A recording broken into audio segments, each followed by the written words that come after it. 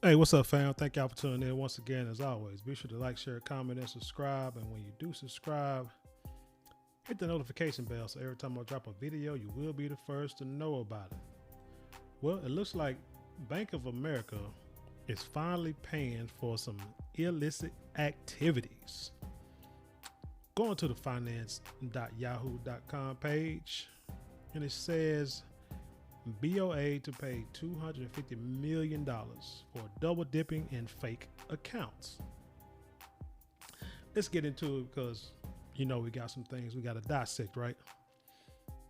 It says Bank of America is paying $250 million after regulators concluded the giant lender double dipped on overdraft fees and open accounts for customers without their consent.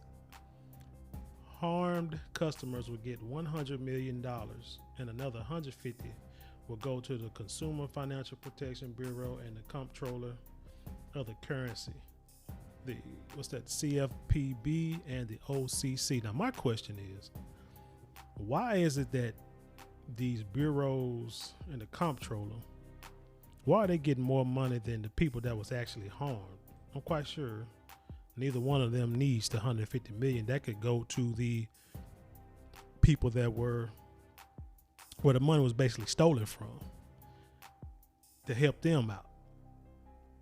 Because these banks, they target poor people to make money. I did videos that stated this, that the overdraft fees and the banking fees and the checking fees and the non-direct deposit fees, that majority hurts or affects people who don't have a lot of money. But yet, no regulators do anything about this. They allow the practice to go on. They know what's going on because hell, banks been around since the beginning of time. So they know what's going on, but they won't correct it because, banks make money, the government make money. It's hand to hand. The rich stay rich, the wealthy stay wealthy, and the poor stay poor. So that's what they want to do, and they're going to keep doing it. But they do something like this to kind of give, us common people trinkets. You know how they do. They don't ever give you anything that they're going to miss. That's one thing I tell my kids is that no one is ever going to give you nothing for free that they're going to miss. That's in any part of life. So with the banks, it's no different. But let's continue. So the nation's largest bank once charged consumers a $35 fee when they had authorized a transaction from their accounts that lacked sufficient funds. The FCPB said Bank of America double dipped by charging consumers a fee each time those transactions were reattempted by merchants. And this story, it said let me continue. For multiple years, started in September 2018, they made hundreds of millions of dollars in such fees. The OCC also called out Bank of America for the same double dipping practices. And this story hits home to me because, all right, story time. Back, I'm gonna have to say the late 90s. I used to bank with a bank called Bank One. Now it's Chase. Chase bought them out years ago. I'm gonna have to say, was it in the early 2000s, I believe? Yeah, so basically it's really in the early 2000s. Maybe about 20 years ago. I was banking with Bank One. And I worked at a, warehouse job, I'll say making $10, $13 an hour, paycheck to paycheck. Life was a little more affordable than it is now for people making that kind of money. I was married at the time with a young daughter. We stayed in an apartment trying to move up. Matter of fact, I think I was the only one working full time, and my child's mom was working part time, whatever, going to school, whatever. Anyway, that's neither here nor there. But it used to be, like I said, I was living check to check. So a lot of times come Thursday, pretty much all money spent on, bills, necessities, food, rent, whatever. And by the time Thursday hit, I had very little to no money, maybe just $10 in the bank, less than $10, $20 in the bank. And let's say I needed to put gas in my car. So what I would do, and what you were able to do back then, was you got a debit card and it had like a Visa or a MasterCard logo. I can't remember which credit card company was on it, but I think I'm gonna say Visa. And then you used to be able, when you swiped your card, you used to be able to do one or two things. You could either put it on credit or you can put it on debit. Now, on a Thursday, I used to get paid every Friday. So like clockwork, what I would do is if I needed gas, I knew it was going to overdraw, what I would do is I would put gas in my car on Thursday evening, like after work or whatever, what have you. Put gas in my car on Thursday evening, but I would use the credit part, the credit option on the card. And what would happen is it wouldn't take it out till like the next day. And I used to do this all the time. Again, working, living check to check, trying to make something of myself. I was not one of them guys that was lazy, wasn't trying to do anything. Sure, I worked overtime, sometimes even had 2 jobs, trying to make ends meet for the family, going to school, this, that, and the third, trying to provide for my family.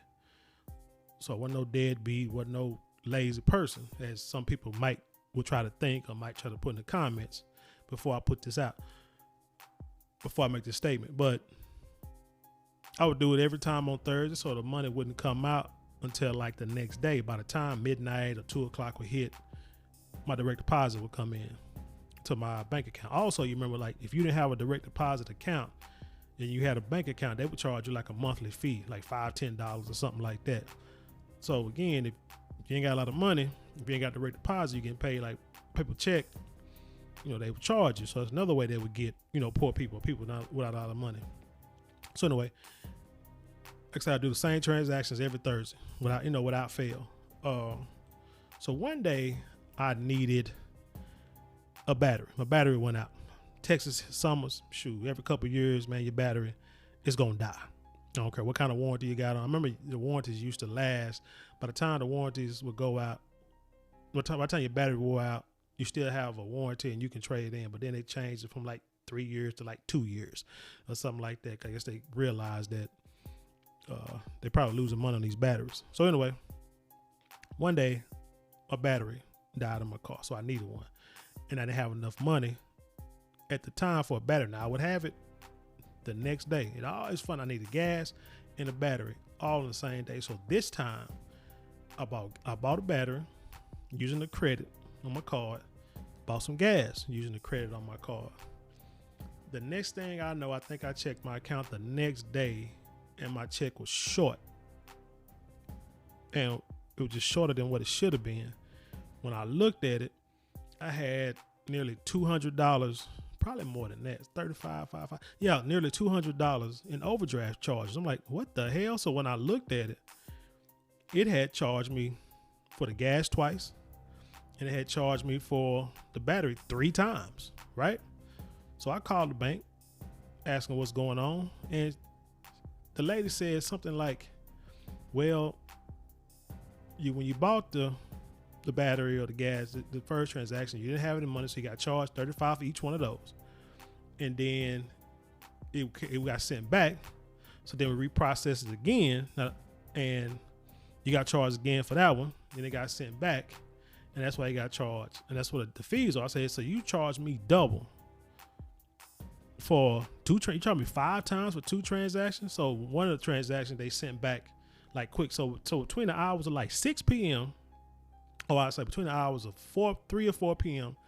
till midnight, they had put one of my transactions through twice, submitted it twice, and submitted the other transaction 3 times for 5 charges. And then Friday I got paid. They just took that money. I said, so I asked her again. So I said, okay, well, I said, so you charged me twice for the same transaction? She said, no. I said, well, repeat it again, because maybe I misunderstood what you were saying.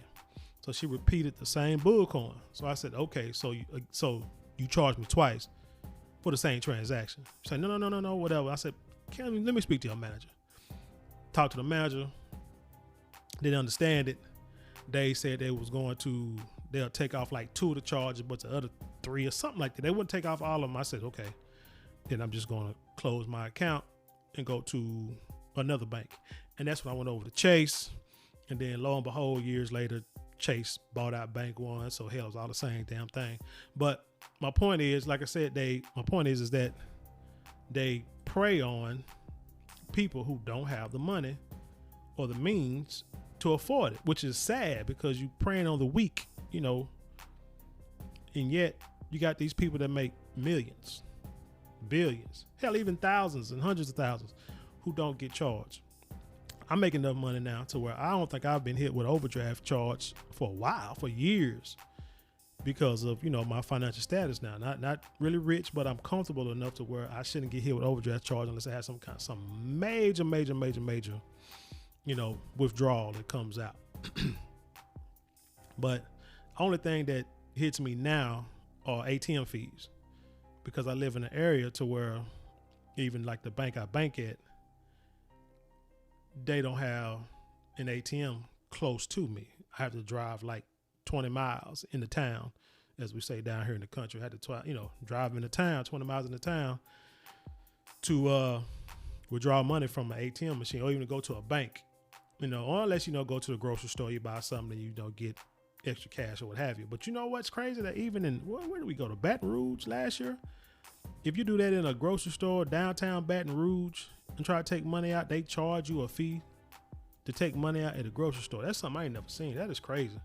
But Baton Rouge is another one of them towns that, got a lot of poor people, a lot of homeless people down there. But anyway, like I say, man, these banks, they prey on people who have little to no money. I mean, I'm going to read this little article real quick on businessinsider.com. And it said banks earn billions of dollars charging overdraft fees, and the burden falls on those least able to afford it. It said in 2019, big banks collected more than $11 billion in overdraft fees. So that's what I'm not understanding. If you collect $11 billion overdraft fees in 1 year, big banks, all of them, you mean to tell me really that Bank of America only accumulated $150 million, in overdraft fees since 2018? Man, you got to be somebody lying somewhere. But again, like I say, it's just these trinkets giving you something just to make you feel good. They say it's going to be an automatic deposit in the people's banks, and they're not saying how much each person will get. So that's all, to me, that's something shady and a scam and a con too, which you just can't take these folks serious or whatever. It also say, but the burden of these fees disproportionately falls on those who can least afford them. The amount of bank fees paid varies widely by race, ethnicity, and gender, and so on and so forth. What's it say? Fees are small. So these fees are small but important source of revenue for retail banks, including some of the country's largest. According to the Federal Deposit Insurance Company data and quarterly reports, the nation's top 5 largest banks, JP Morgan, Chase, Bank of America, Wells Fargo, Citibank, and U.S. Bank, earned on average more than 10% of their consumer and business banking revenue from deposit-related fees, encompassing all service charges on accounts in 2020.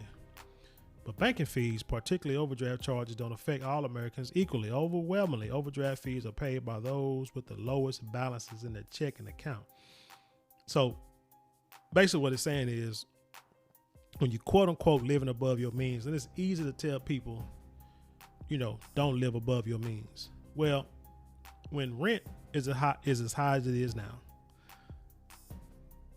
jobs are not paying proportionally as much as they were back in the day. I could even say back when I was younger, compared to the inflation rates of today.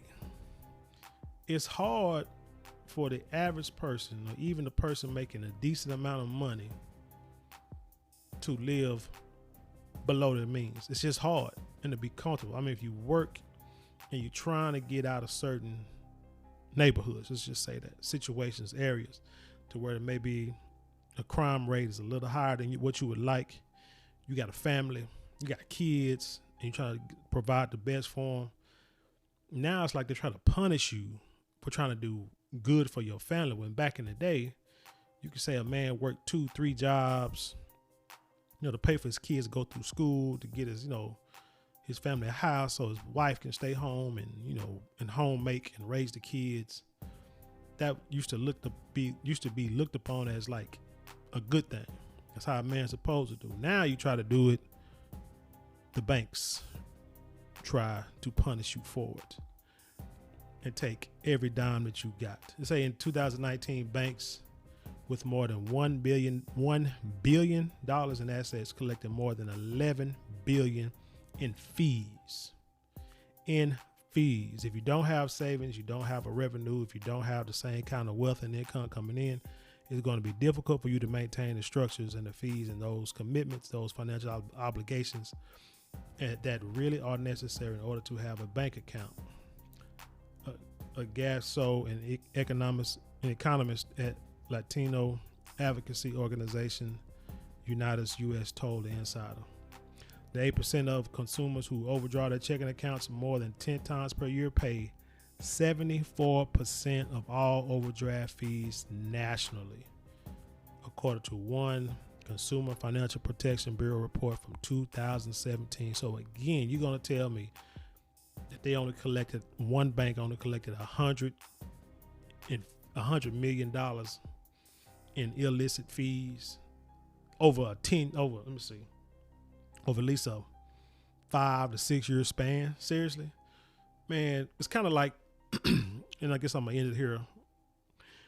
It's kind of like when you talk about these states giving out reparations to descendants of slaves or foundational Black Americans, and you got these cities talking about, oh, we're going to give them, $25,000 or so many $1,000s a year for the next 8 years, and it's like, no, that don't sound right, because if you actually do the calculations and inflation and interest and stuff over time, the money that's owed is in the trillions, which means each person would get at least, somewhere in the millions.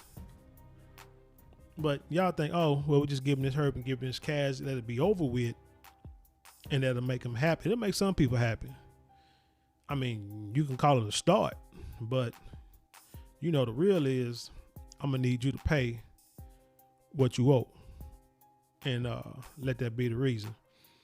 One more thing. It said one 2019 survey conducted by the personal finance startup Stash found that women on average pay 18% more in banking fees than men, a gap that only widened among lower income respondents, where women who earn less than $25,000 a year pay 23% more than men do. And it's probably based on like having kids, being a single mother, living in low income housing, or in the hood or whatever, and just don't have a lot of options to make decent money.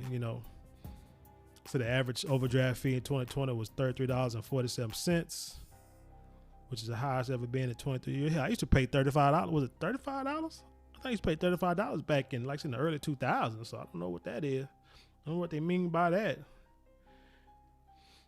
But anyway, that's all I'm going to say on this. Tell me what you think. Leave your comments below. Yeah, man, this is a problem. This has been a problem. We talk about generational wealth, trying to save money, create and being able to invest. Building on your wealth, so when you get ready to retire, you get old enough and you let your investments pay you, so you can sustain just a livable life in this country. Things like this is what keep the poor people poor.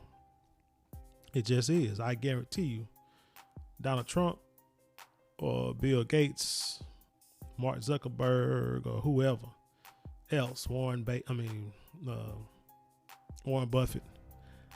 I'm quite sure they probably never paid an overdraft fee.